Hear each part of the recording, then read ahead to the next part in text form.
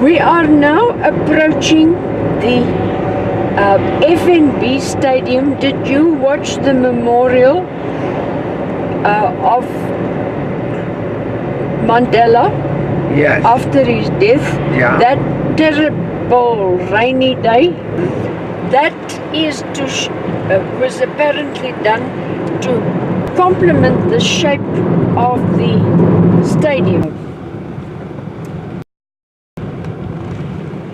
Cricket's not so popular. It is. It is. It is. You must remember we're ex-colonial. This is the stadium. It's also where Mandela's funeral was held. It holds 90,000 people.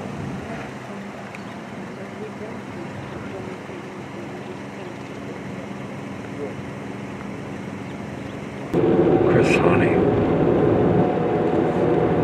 Okay, now we're back to the years after gold was discovered. In many of the black people who came to sell their services as laborers and domestic workers and so on lived in a compound or in makeshift. You see these lights are also, but it's slightly a different design, but it's the same angle. They're not as spectacular as the ones on the other side. In 1904, a bubonic plague broke out, and they had to remove the people immediately. I just want to show you these little artworks here. This was all done for the World Cup, and opportunities were given to the youth, the younger artists, to make these works of art, to give them also a stake in the whole excitement. I can tell you, this country was so charmed and involved in this whole World Cup, and everything went so smooth and so on. It was really magic. Although I, as a guide, was perhaps a bit more exposed to it than the general person in Johannesburg or in the country. Now, also going back to the World Cup, you must have heard the vuvuzelas, the noisy vuvuzelas that the people were blowing. This is examples of the vuvuzelas. You see this? Horns. Mm-hmm. Okay. It did blow them, and the foreigners did not at all like it, but the South Africans went up in it. That is the house of Irvin Khoza. He is a big businessman, but he is also a big soccer man, and he was the man who negotiated the World Cup to come to South Africa. As you can see, this is quite a nice area. It was developed this side since 1990 and the other side since 1982. But you can see, and here the people living here are mainly professional people, medical doctors, lawyers, business people, and so on.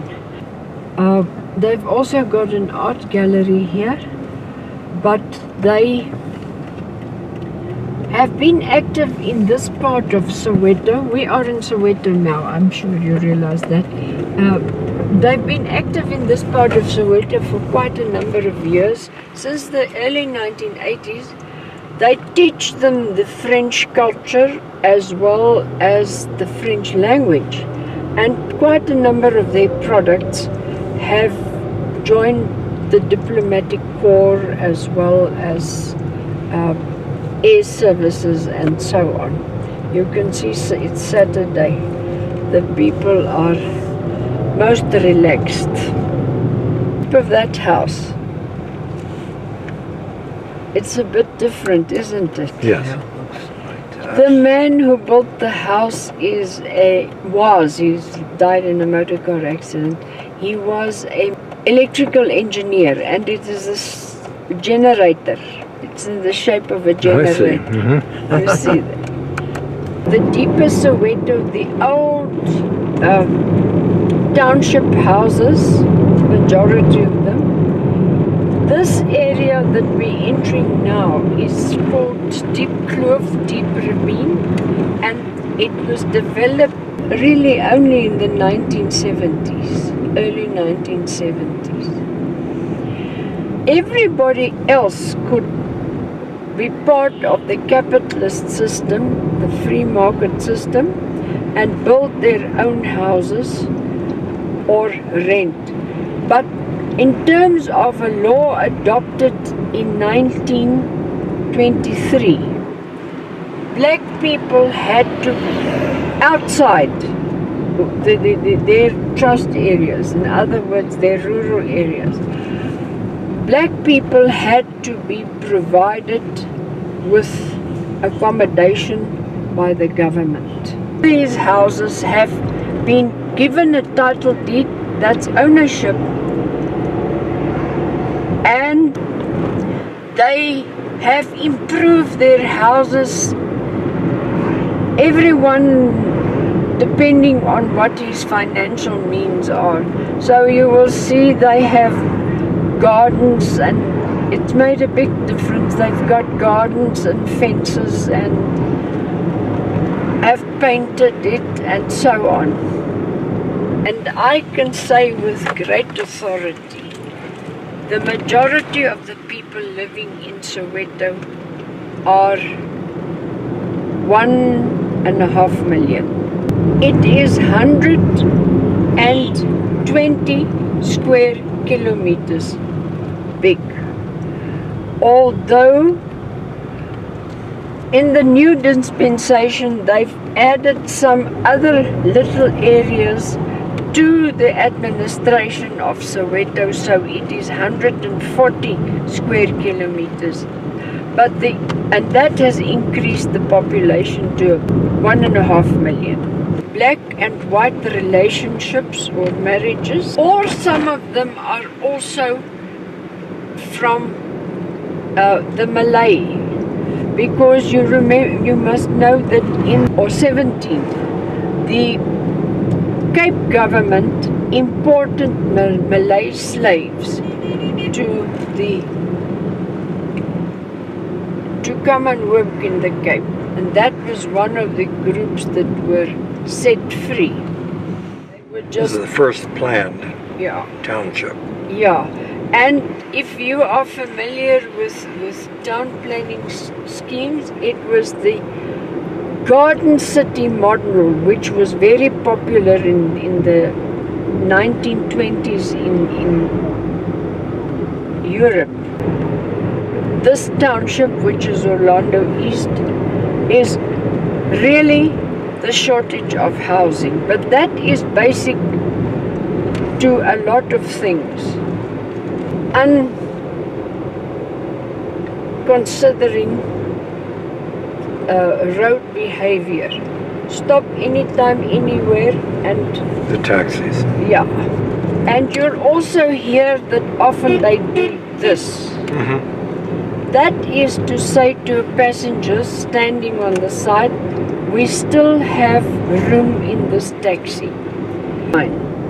To indicate where they are going to, and that taxi may not be going to that wherever they are. The name of the street again? Mooki, M-O-O-K-I. Okay.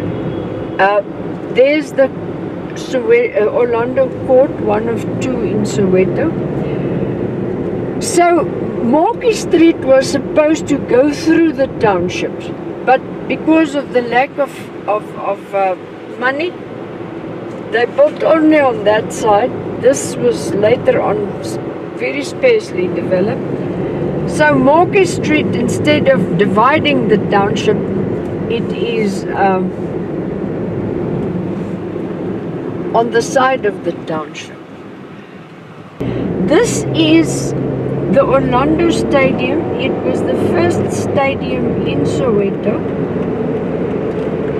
It was rebuilt for the World Cup, and I don't know if you watched the opening ceremony. That was done here, but no matches were played for the World Cup here, but it was used for practices. Bus service, there's one of the buses going now. This was also introduced just before the World Cup. It's a speed and a very reasonable bus service. This is a good example of the first houses that were built. Many people have upgraded. That one is still like it originally was. Now, is this the planned area that we're talking about now? Or is this was the so-called planned. So that's what area. The original, okay. But you can see now that they've got ownership, how they've added to their little rooms and verandas and oh yes, right from the beginning, and that's an important part of the story. Right from the beginning there was a shortage of housing, so they started with backyard shacks, squatting and overcrowding. Now you know in 1939 the Second World War broke out now, and England, we were still a member of the Commonwealth then.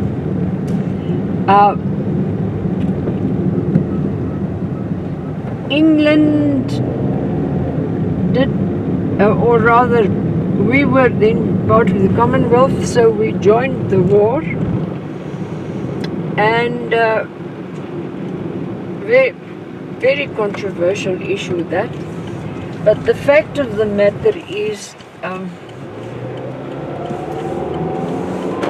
there was a leader here in Orlando. This is Orlando East. There was a leader by the name of James Mapanza. He fought with the local government all the time about the fact that there wasn't enough houses, and when they built houses they bring people from so-called black spots in Johannesburg instead of giving it to the people who are already here and their natural increase. And so in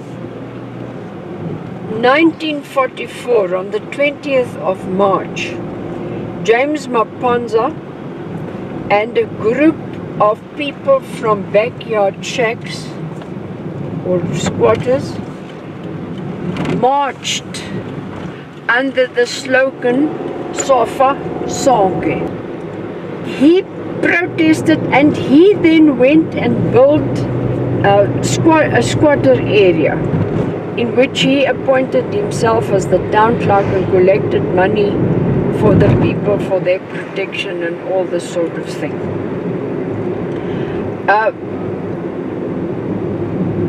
This is an important part of the history because he then really started protest squatting. This was chimneys built in 1951 for an existing power station, electricity power station. But Eskom took over the provision of power all through the country. So this is now developed into sports fields and so on. And if you look in between, you see there's where they do bungee jumping and abseiling and all sorts of games here. This area is developed now as a sports field and middle-class accommodation. University of Johannesburg. This is a satellite campus, yes. They are trying to renew it from inside to keep it as a historical monument. Unfortunately, it's going a bit slow.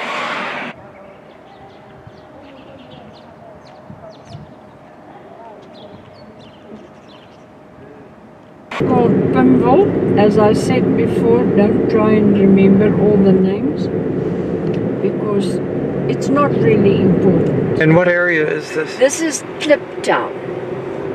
Klip means stone and of course Klipto. OWN, yes. This area was started in 1903, in other words, before the other people were brought here. And in 1912, the local government of the day placed a number of Indian traders here because they didn't want to give them the right to trade in Johannesburg, because then they would be, that was the English government, that would be unfair trade to the competition to the white traders. Yeah. Because they'd be willing to work harder and longer hours. Yes. At lower wages. Now I just want you to look at, on the left hand side, you see there are some statues there on the poles. It's not very visible, but if you look carefully, can you see that? Yes. Right. Every one of those statues represents one of the clauses of the Freedom Charter. Now I'll tell you everything about the Freedom Charter just now. I just want to remind you that I said black people have not been recognized as far as giving them political rights or recognition by the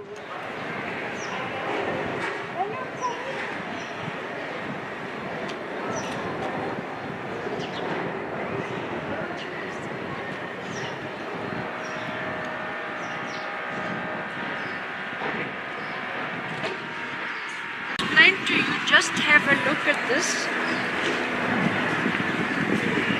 Remember that this is celebrating the right to vote. So the design is the voting cross. Can you see that? Yes.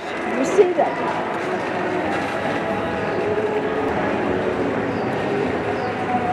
The right to vote. We held the meeting for 3 days here in this building to decide on what democracy they wanted. Did they have a picture of someone? Yes, they have to this day.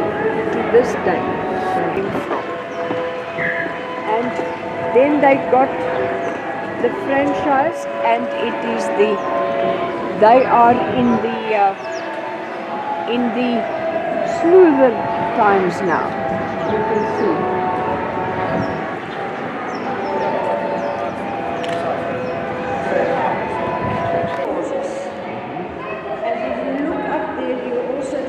Voting sign. That is part of the design. And on this day, a copy of the Freedom Charter, if you want to look at it sometime later. Okay.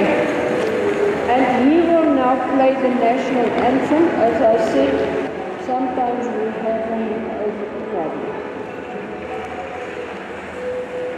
Don't tell me I didn't go.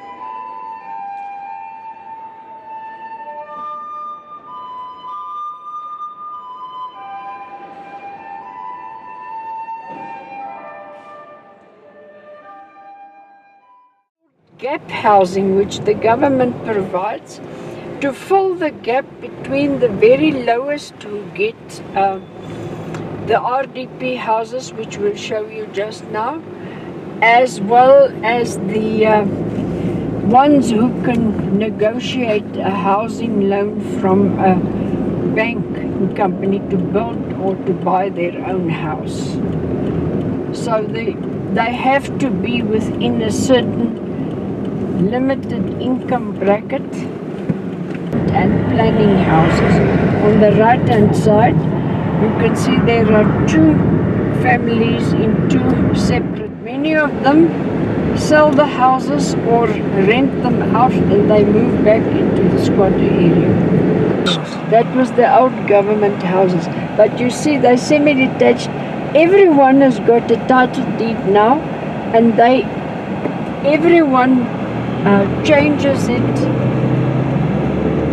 depending on his own income and his own taste. The Soweto Theatre, it's been open for about 2 years now, and every color represents a different theatre. We call them tagati. They are really bewitching you. A herbalist, a sangoma. You've heard the word sangoma? No. Okay, this is more a sangoma, and they are more on treatment. Oh, I thought that was a tortoise. Let me just find out if Lebo is here, because I think it is his. Is it him?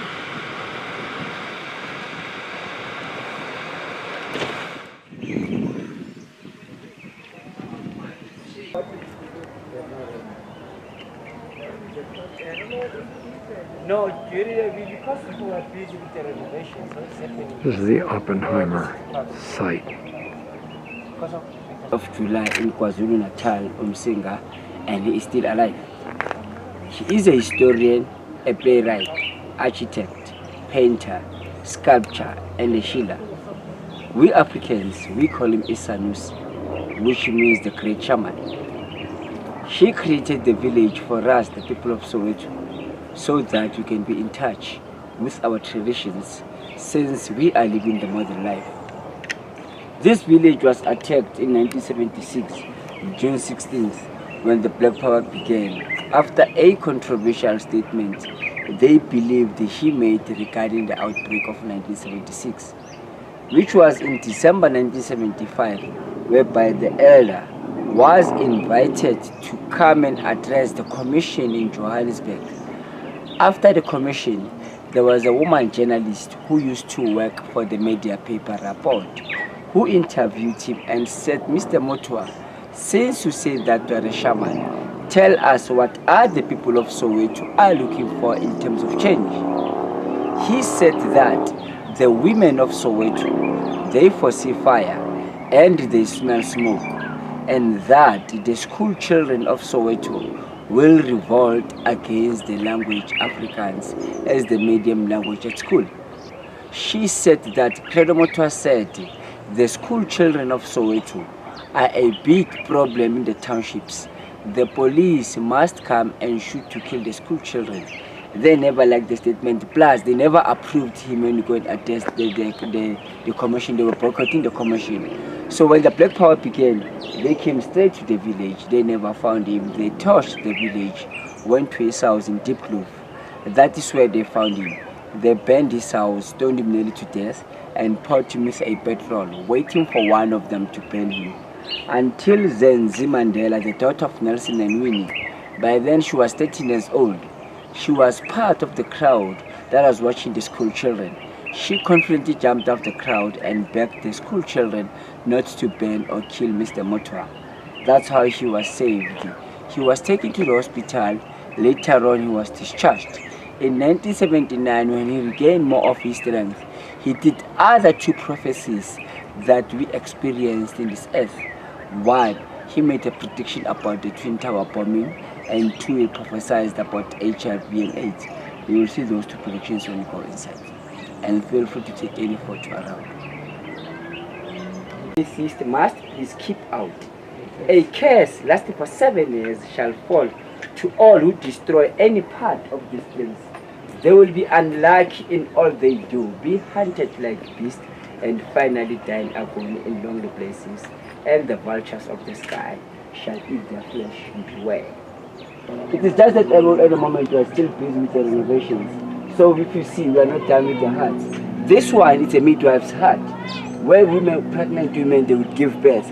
What will happen is they will call all the virgin girls to come and celebrate the birth of a child.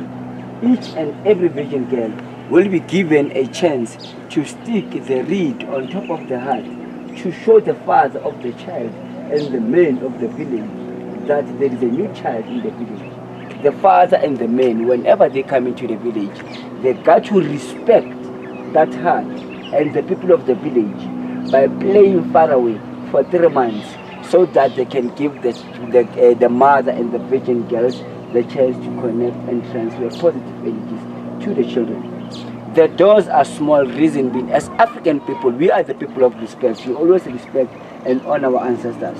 When you come inside the hut, you got to kneel or bend as a sign of respect that you are bowing to my ancestors and my elders too.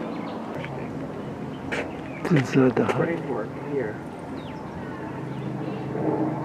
This kind of nothing glass except this one. When it rains, is it quite dry under No, there? the grass, the huts can serve the 4 seasons of the year. Okay. When it's winter, it is the cold. Another room, reason being, this is the room where all traditional women that worked with Credo will come together and share their tribal experiences in this room. At the same time, this is where he made the prediction about the 9/11, the Twin Tower bombing that happened in America. When he made the prediction, he wanted to be on the safer side. He didn't want to mention the country, but he preferred to mention the race. He said that somewhere over the seas, in one of the most powerful, developing, and a rich country, there's going to be a distraction whereby the Arabs will use the flying machine to revolt against the country, and that is the prediction. Those are the original Twin Towers. You can see the plane that is approaching the Twin Towers. If you look at the sun is in the dawn, it's in the morning, it says the time. He said wherever it's going to happen in the morning. When America was attacked, it was in the morning. These Batman cars, they were introduced to us, the South Africans, for the first time in 2001 as the racing cars.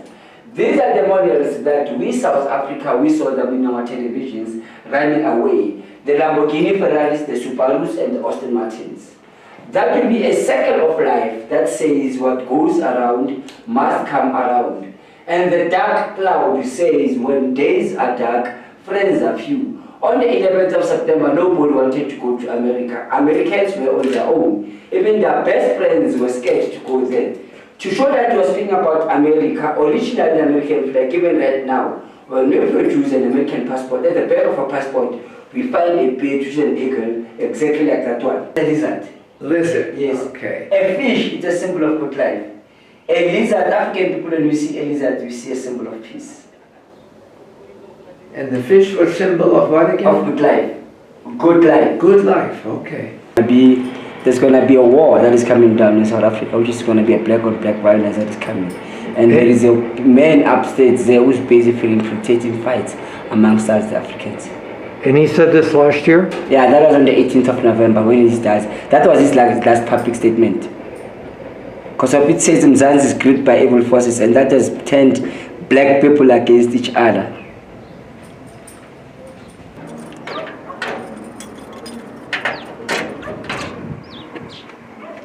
And this area, we call it Kwakaya Lendaba, which means home of the story.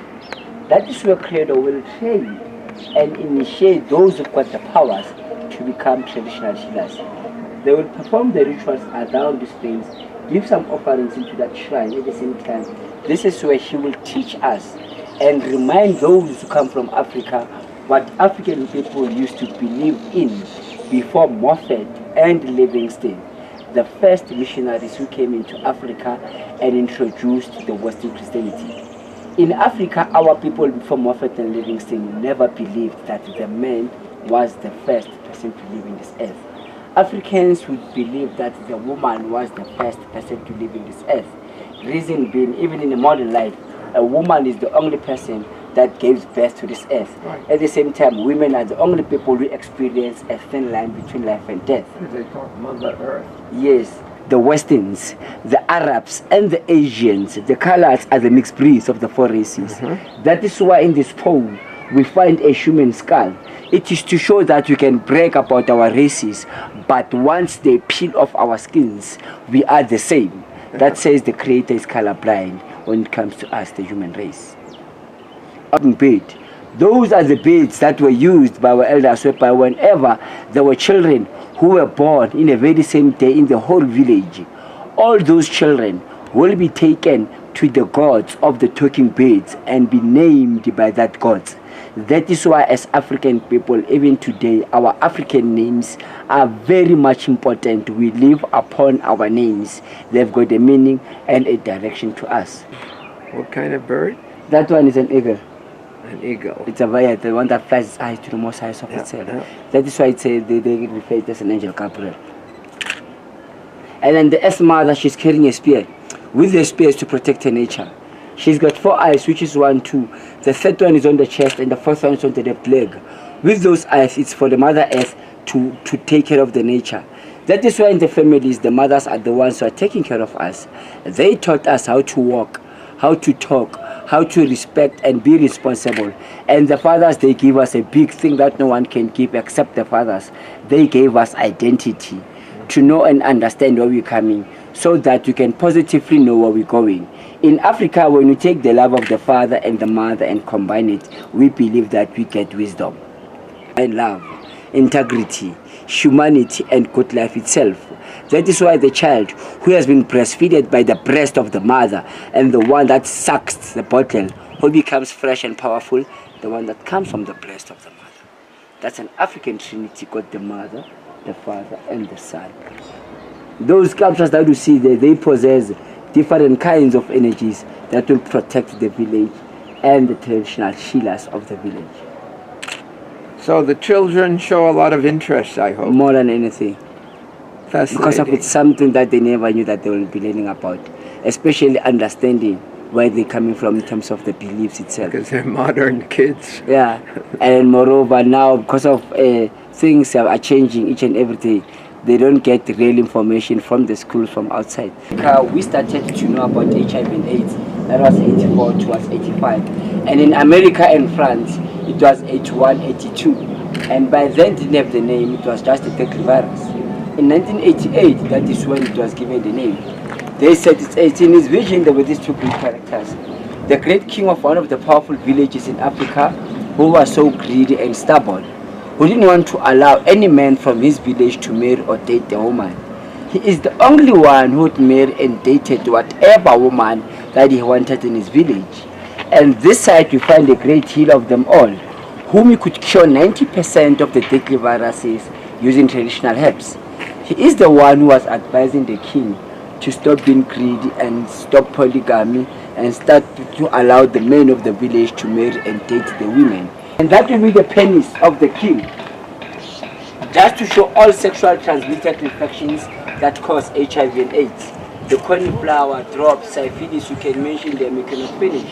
When you look at the pennies, we see there's another deadly virus that turned itself into a human face.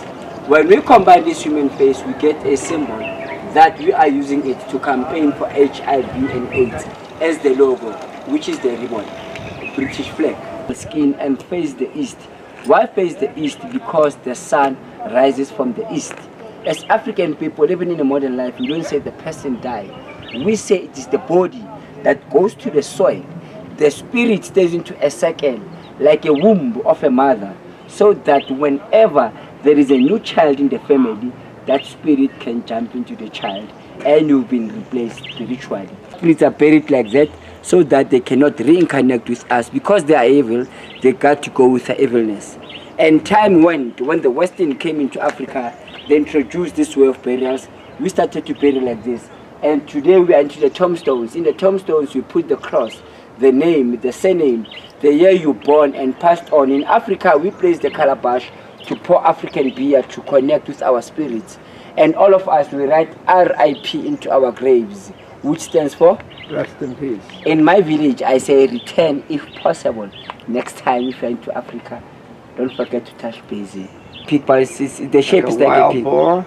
It's, I don't know, in English I don't know it, but in African language we say it in Dundaksuka. It's an animal that believed it emerged from the soil during the times of the dinosaurs and the human beings, whereby they would fight each other.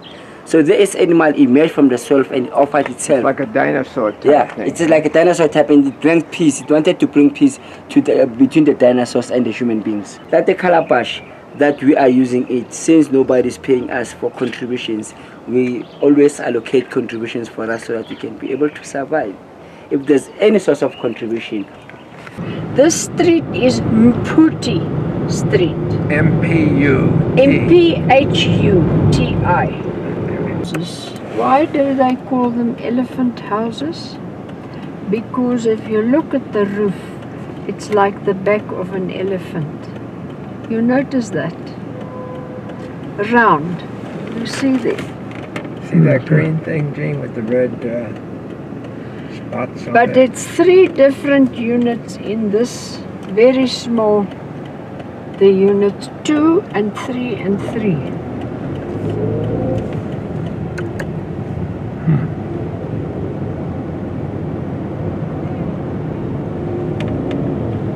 Hey, Lona, let's get some of my straight, man. I suck.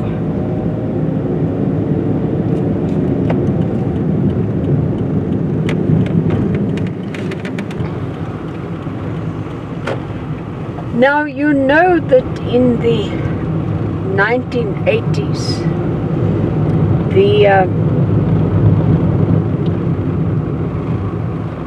the political underground changed. Here they're playing, what are they playing? A form of soccer in the street. Footy.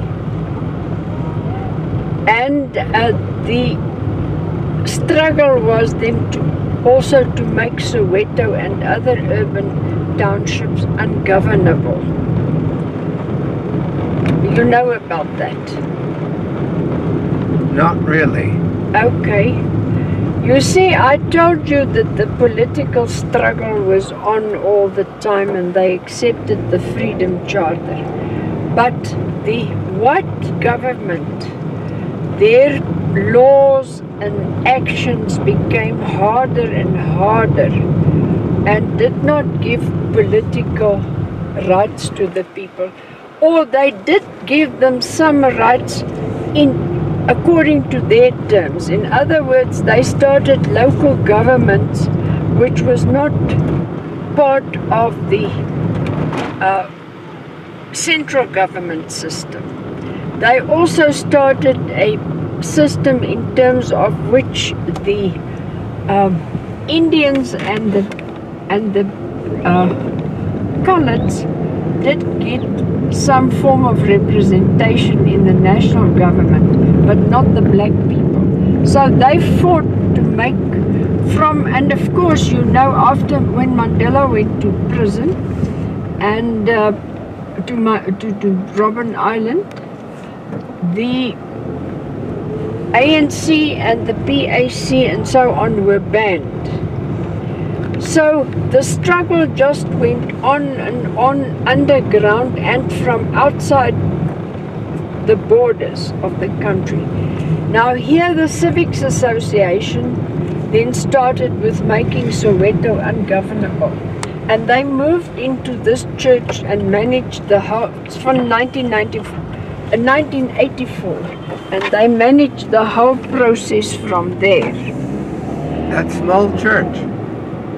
Yeah, well, that was with their headquarters. I mean, Church we just turned, Bell's Vilakazi Street, because this is Vilakazi Street.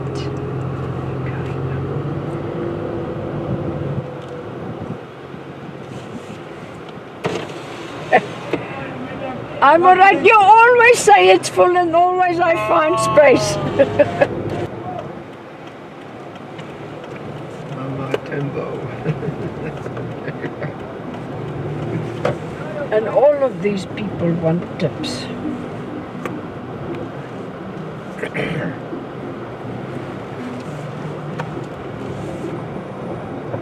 This is the street which has the house of Desmond Tutu. You know who Desmond Tutu is? There across the road and up the road is Mandela's first house. Okay, but let's go and have some.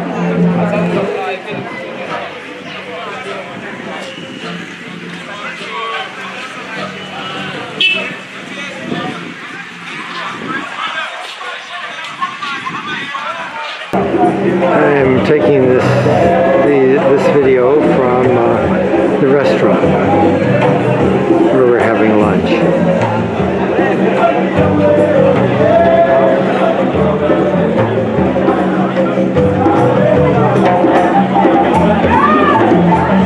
Definitely Mandela's house is right up the street.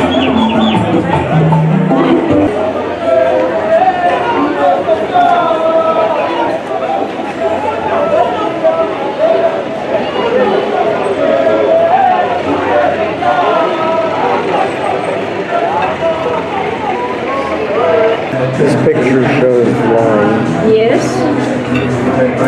Blacks lined up to vote. First to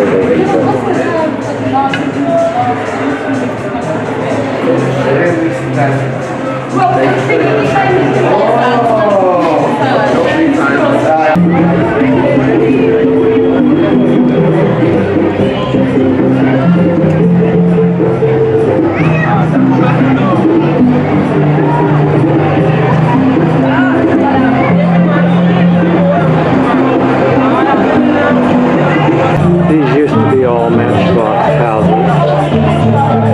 The street where Mandela's house is. We're walking up to it now.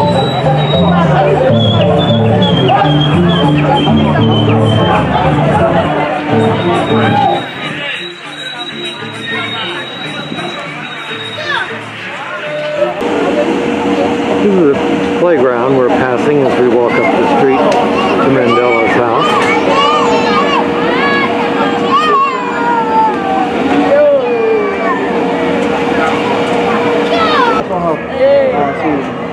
Is this fine? Miriam Makeba was really discovered for the first time by the Manhattan Brothers when they performed in the DOCC YMCA in Orlando East. She came to them and she said she wants to sing for them. You know the Manhattan Brothers were from Soweto and they were bowled over by her. And then she really graduated and went to Sophia Town. So it wasn't Sophia Town who discovered her, it was YMCA DOCC in Orlando East. Thank you. Mandela's residence. This is Mandela's house in the museum from across the street. This is the type house Mandela was born in.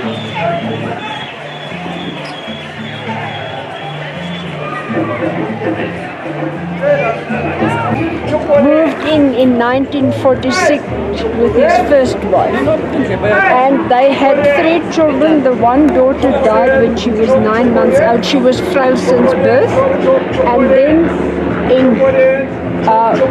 they had 4 children in total, and then in 1957,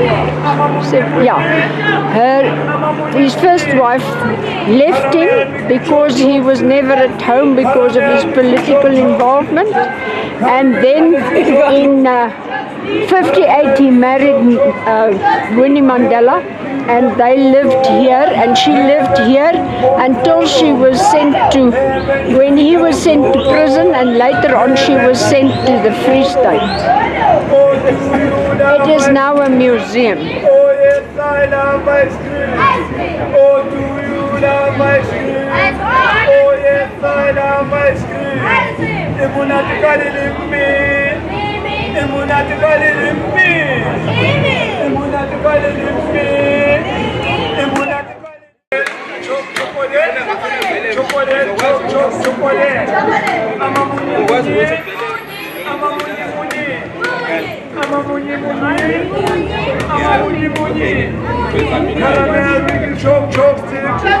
I just heard it's traditional to bury the umbilical cord of children. And this is where Mandela's children's umbilical cords are buried. Right in front of the house.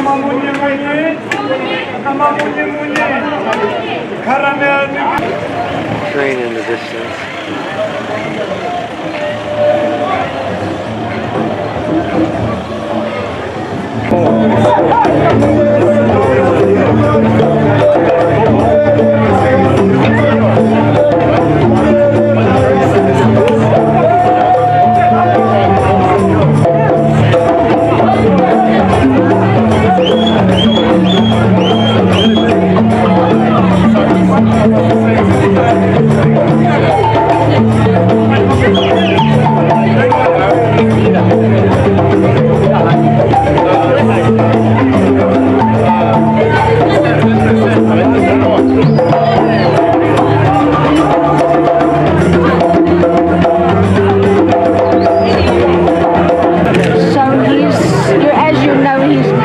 Teaching in America all over the place, and of course since the noise next door they can hardly sleep here.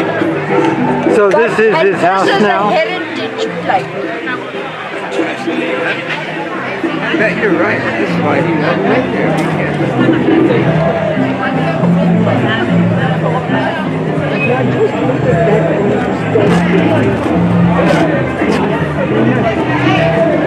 This is just down the block from Mandela's home. You know, the youth revolution was really resulting from, I'm just greeting my friend here, resulted from the enforcing of Afrikaans as a medium of instruction in 3 subjects. But there was a lot of unhappiness, as I told you. Just look here, this artwork here, that shows in June the 16th how the police came with a dog and confronted the children.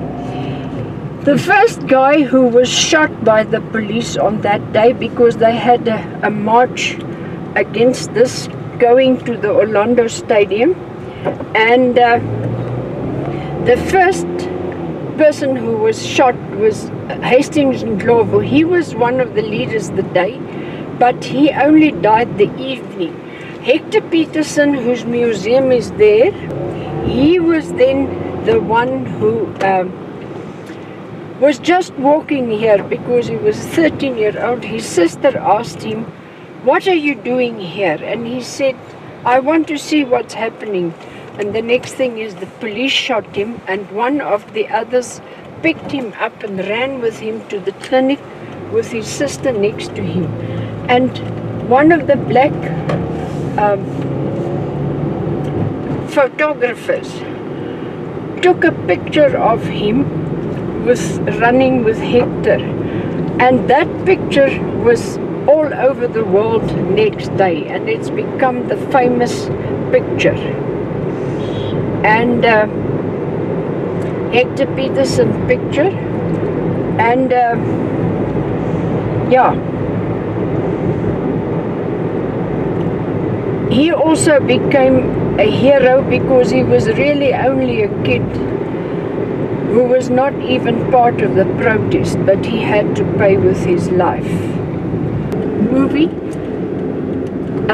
The Bang Bang Club, which is a true story by 4 journalists. The one committed suicide, but not for this reason, for other reasons. The Bang Bang Club, it was the black on black violence 1994. A lot of it was shot here and in this environment. It's not pleasant, but it's informative. And a lot of it was shot here and here under this bridge. Under this bridge that we're crossing right now. The Bang Bang Club. And that's the Nansfield Hostel.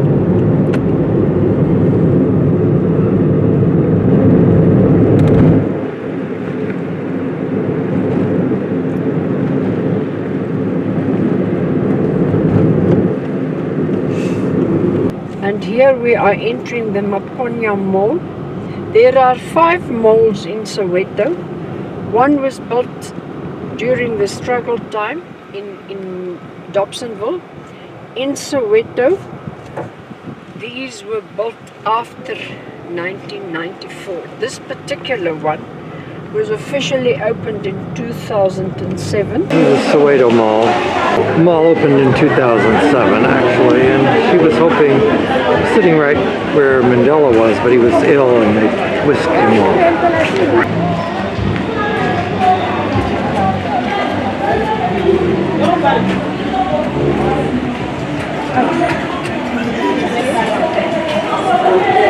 You see it's very large. Mandela was just for a few moments at the dedication of the mall. And then I saw somebody jumping from the top. Because the Baragwanath Hospital is in front there. It was built in the early 1940s, but in 1948 it became a hospital for the blacks. And if not in the world, in the southern hemisphere, but that's not geographically, but in terms of beds. And it is also a training hospital for the Witwatersrand University, for all medical staff as well as paramedical. This is all part of the hospital. And they say it's the most advanced in the treatment of gun and knife wounds in the world. But he didn't, for some or other reason, he lost the job. I don't know what exactly the reason was. Mandela worked as a guard here. It's right next to the Apartheid Museum. Where the gold mine was, Crown Mines.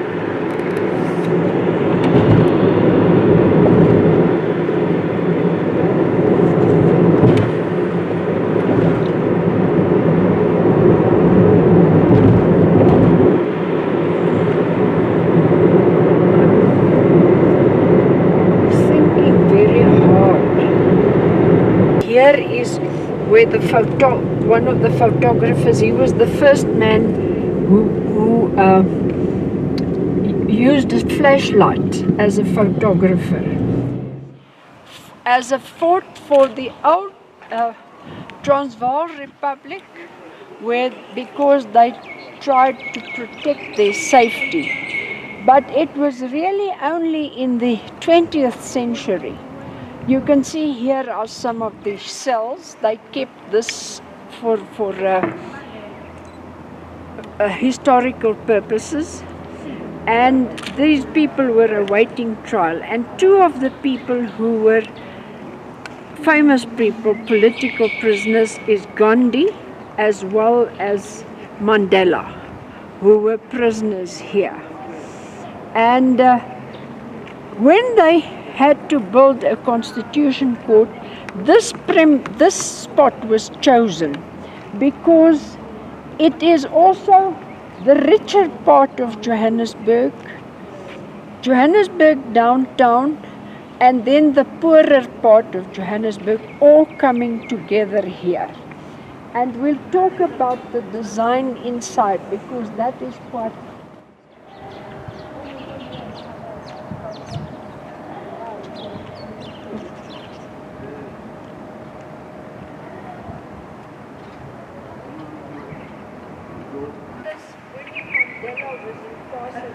there for more than a year, solidly confined over there. Now here was the males, there were the females.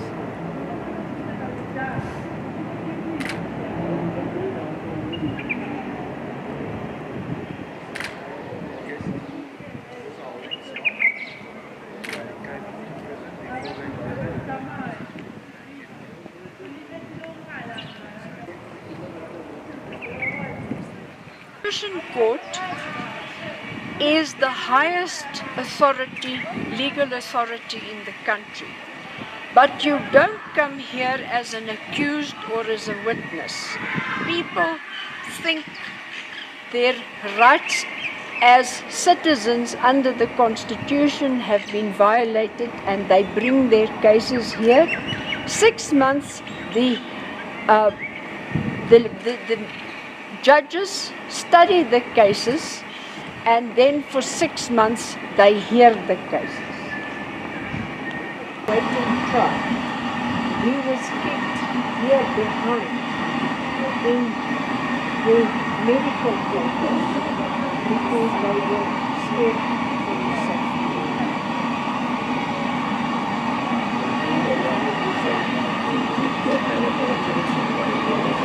Oh, yeah, it was that important. But I think it wasn't the main cause, wasn't for medical attention, it was for safety.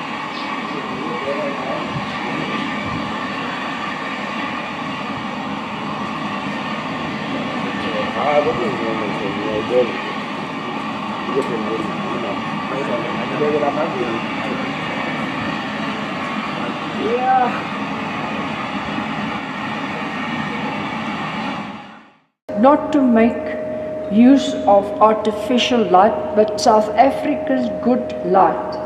And it is also pedestrian friendly. You can see the people walking through here. And let me just go and show you here.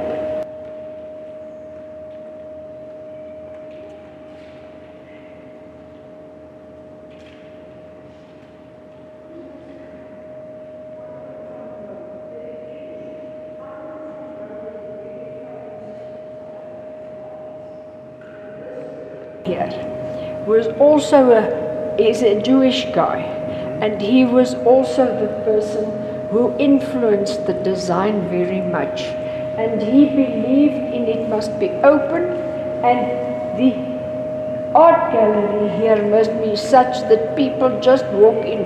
You don't just go into an art gallery to see the art, it must be part of the life of the Constitution Court.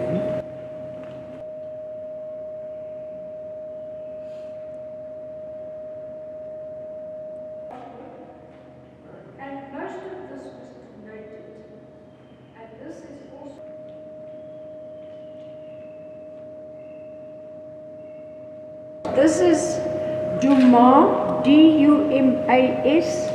She is a South African-born artist, and she does beautiful things. Those are.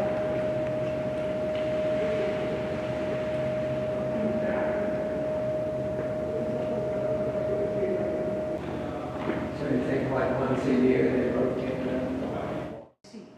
Very clever man. Everybody hoped that he would stay in politics, but he went into business. But he's back in politics now. No, you've had a new election recently. Yes. He's going to last very long. He's too full of corruption. 6 years or? Well, he's to date, he was inaugurated for the next 5, but he's not going to survive. And this is his Scotland. Now, they give him 2 years because he's got so much corruption charges.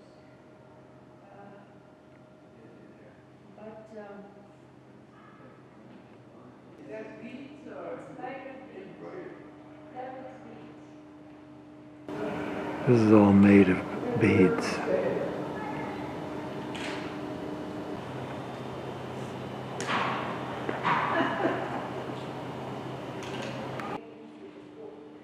But then they had difficulties in birds coming in and not getting out. But there you can also see birds. The 9 provinces. Okay. Let's quickly go into the court before they kick us out. Here's a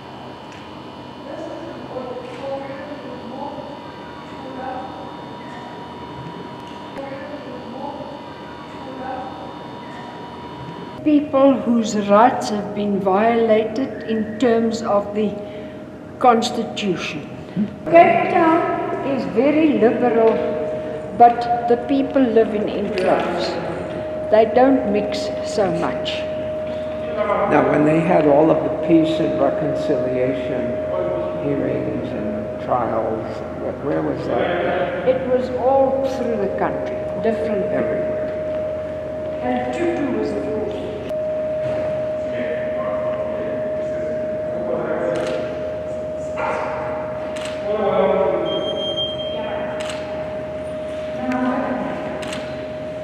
And if you look at the wall there, here, it is the old prison cells that were demolished to build this. They've recycled this to keep the image of what happened before, the roughness and so on. And then if we go inside, we'll see the rest. Going into the court.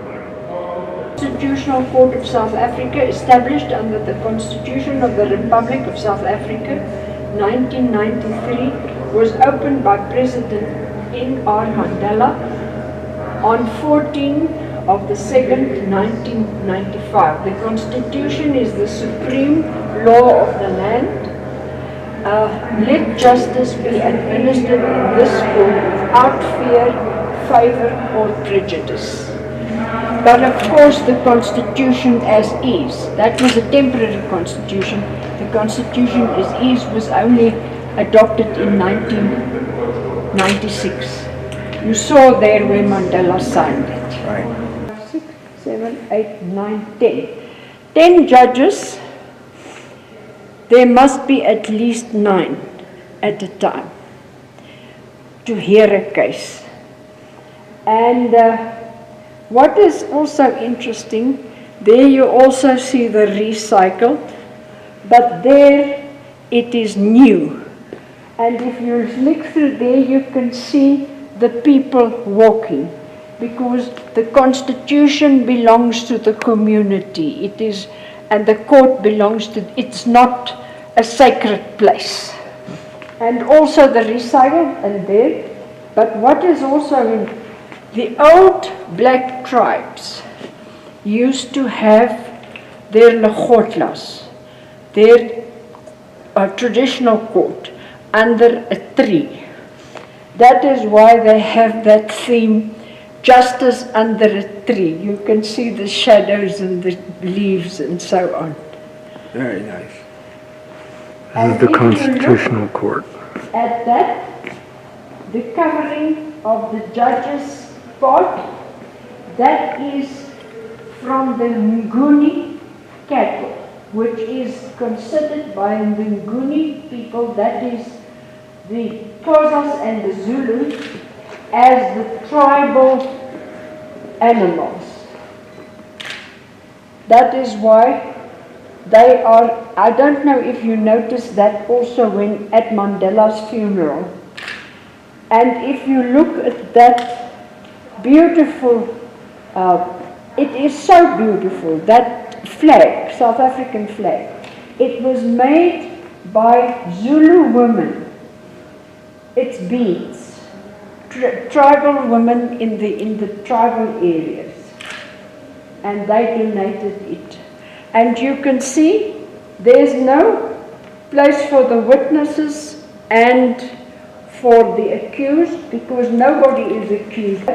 And the judges study it, and then it is heard here. As I said, 6 months of studying and 6 months of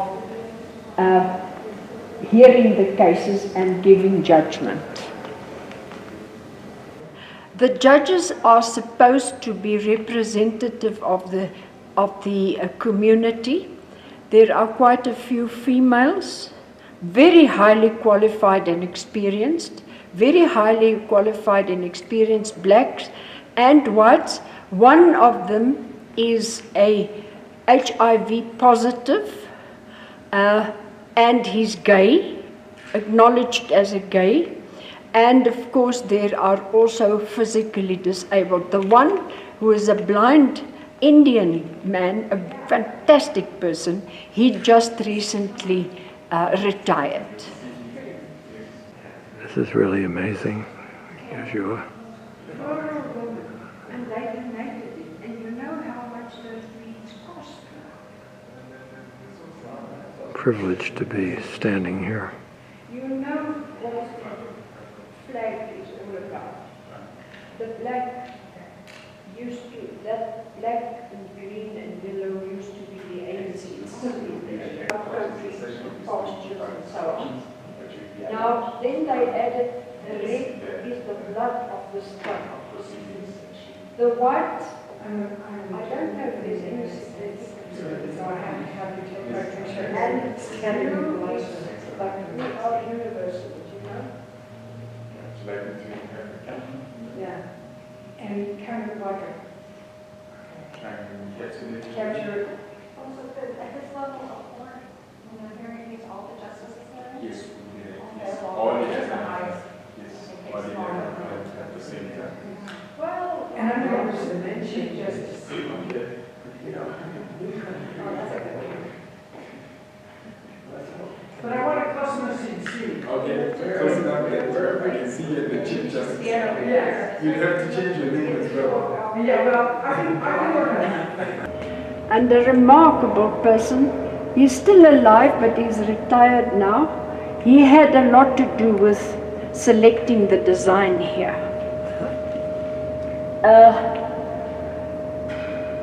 This Musineki, and where's and I was at his book launch here about 2 months ago. He's gay and HIV positive. What was the on title of court. his book? Introduced the book launch. And if you hear the English and the education of this man, then you just wonder, why are there not people like that in government? If there are, we don't know about it. Sorry. Now for another 5 years. Chief Justice. Well, he looks like a serious fellow. Now, if you compare him on talking, I'm just one, but hearing him speak, worlds of difference. Outstanding man. And as you can Esther see, said. the female population are well represented. Yeah, good. They had to Represent justice. replace it with the tie, which is easier to keep clean.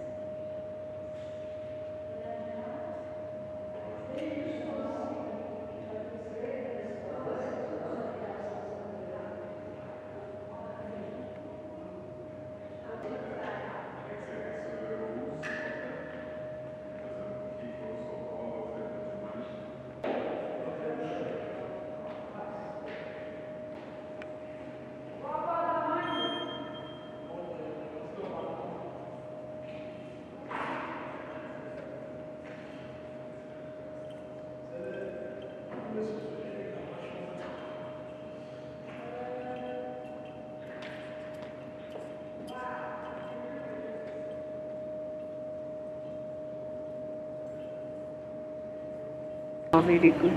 Of struggle leaders. There's Gandhi. There is,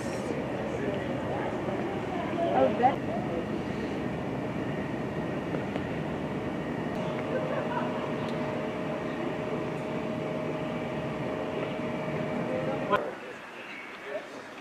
Businesses are.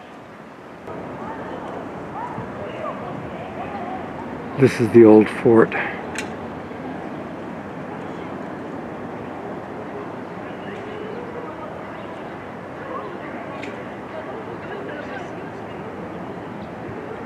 Longer run the restaurant at the top of the kingdom. No, it's quite a number of years. When things in South Africa started getting They closed the restaurant on the top of that broadcasting tower because they were afraid of terrorism. It's quite a few years ago.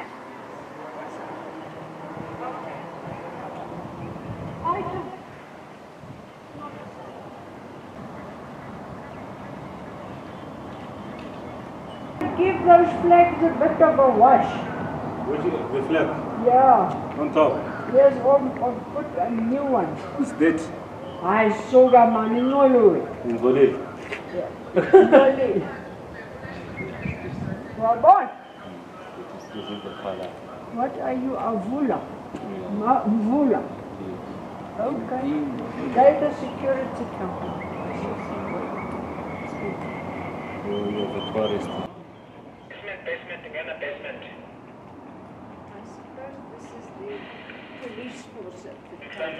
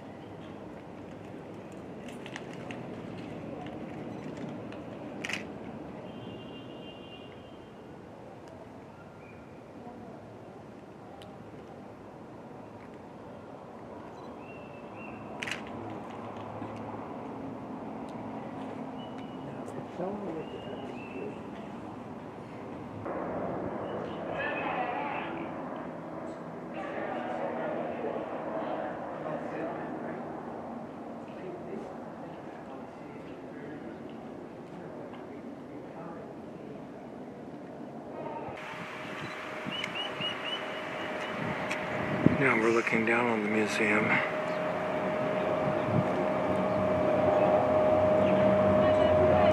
On the top of the fort. Now the important thing is when the Boers built this, it had to look like this, something here, from the outside. Nobody was supposed to know about it.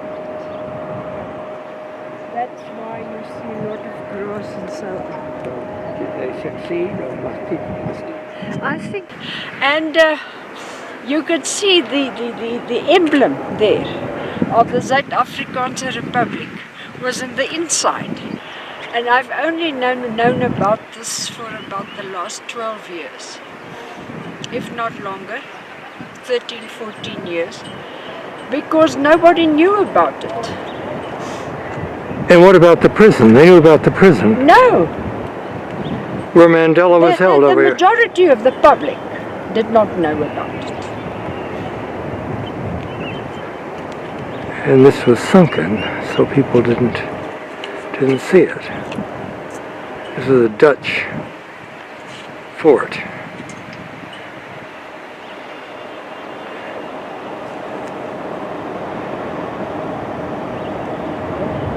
And the prison was right over here, where Mandela was held. I had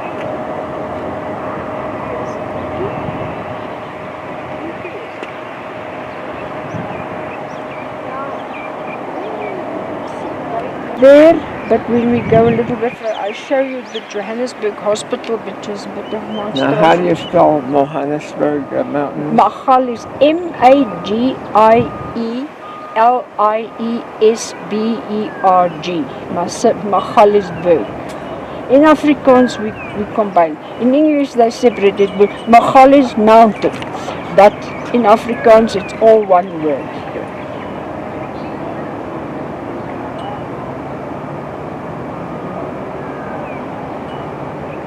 This used to be the Queen Victoria Maternity Hospital. You know, I have friends who were born there. But it is now converted in accommodation for people who come from rural areas to the Constitution Court to hear their cases, like land claims and so on. Wonderful. Good. I think it's the best thing of the new South Africa. This court. Apart from everybody having the vote, of course. But, I mean, they protect the rights and responsibilities of all groups equally. Yeah, just like our United States Supreme Court. That was the women's jail where people like Winnie Mandela and Fatima Meer and so on were incarcerated. as well as the famous Daisy de Melker, who murdered 2 husbands and a son.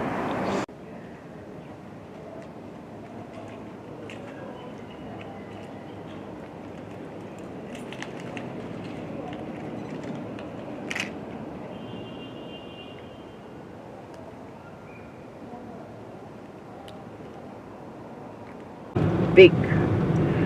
Although in the new dispensation they've added some other little areas to the administration of Soweto, so it is 140 square kilometers. And that has increased the population to 1.5 million.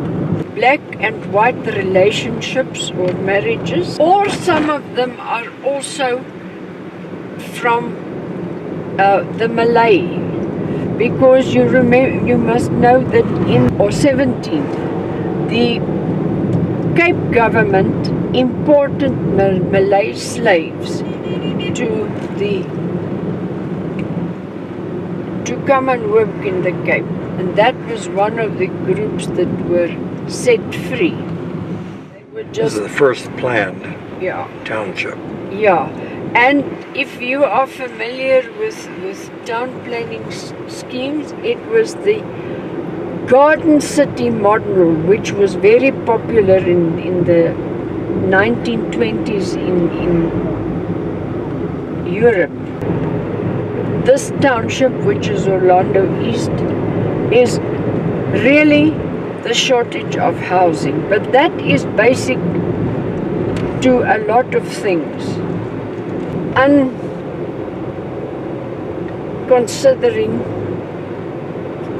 road behavior, stop anytime, anywhere, and the taxis. Yeah, and you'll also hear that often they do this. That is to say to passengers standing on the side, we still have room in this taxi, to indicate where they are going to, and that taxi may not be going to that wherever they are. The name of the street again? Mooki, M-O-O-K-I. Okay. There's the Orlando Court, one of 2 in Soweto. So Mooki Street was supposed to go through the townships, but because of the lack of money, they built only on that side. This was later on very sparsely developed. So Mooki Street, instead of dividing the township, it is on the side of the township. This is the Orlando Stadium. It was the first stadium in Soweto. It have been active in this part of Soweto. We are in Soweto now, I'm sure you realize that. They've been active in this part of Soweto for quite a number of years. Since the early 1980s, they teach them the French culture as well as the French language. And quite a number of their products have joined the diplomatic corps as well as air services and so on. You can see it's Saturday. The people are most relaxed. Of that house, it's a bit different, isn't it? Yes. The man who built the house he's died in a motor car accident. He was an electrical engineer, and it is a generator. It's in the shape of a generator. I see. You see that. The deeper Soweto, the old township houses, majority of them. This area that we're entering now is called Deep Kloof, Deep Ravine, and it was developed really only in the 1970s, early 1970s. Everybody else could be part of the capitalist system, the free market system, and build their own houses or rent. But in terms of a law adopted in 1923, black people had to be outside their trust areas, in other words, their rural areas. Black people had to be provided with accommodation by the government. These houses have been given a title deed, that's ownership, and they have improved their houses, everyone depending on what his financial means are. So you will see they have gardens, and it's made a big difference. They've got gardens and fences and have painted it and so on. And I can say with great authority, the majority of the people living in Soweto are 1.5 million. It is 120 square kilometers.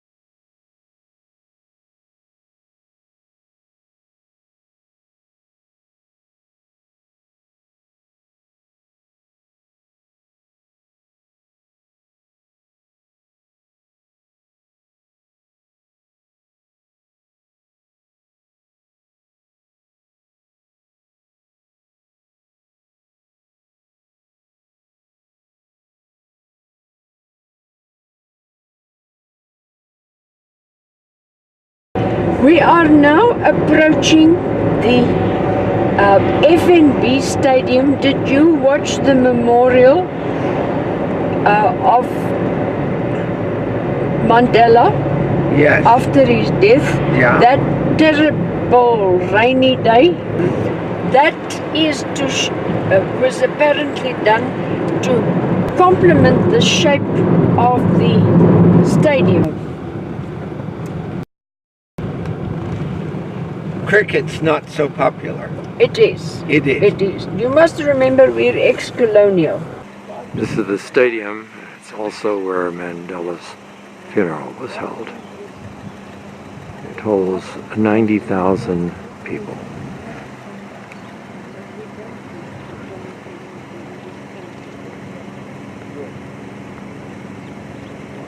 Chris Honey. Okay, now we're back to the years after gold was discovered. In many of the black people was rebuilt for the World Cup, and I don't know if you watched the opening ceremony. That was done here, but no matches were played for the World Cup here, but it was used for practices. Bus service, there's one of the buses going now. This was also introduced just before the World Cup. It's a speed and a very reasonable bus service. This is a good example of the first houses that were built. many people have upgraded. That one is still like it originally was. Now, is this the planned area that we're talking about now? That, or is this yeah, this was the so-called planned? So that's what area. the original, okay. But you can see now that they've got ownership, how they've added to their little rooms and verandas and oh yes, right from the beginning, and that's an important part of the story. Right from the beginning there was a shortage of housing. So they started with backyard shacks, squatting, and overcrowding. Now you know in 1939 the Second World War broke out, no? And England, we were still member of the Commonwealth then.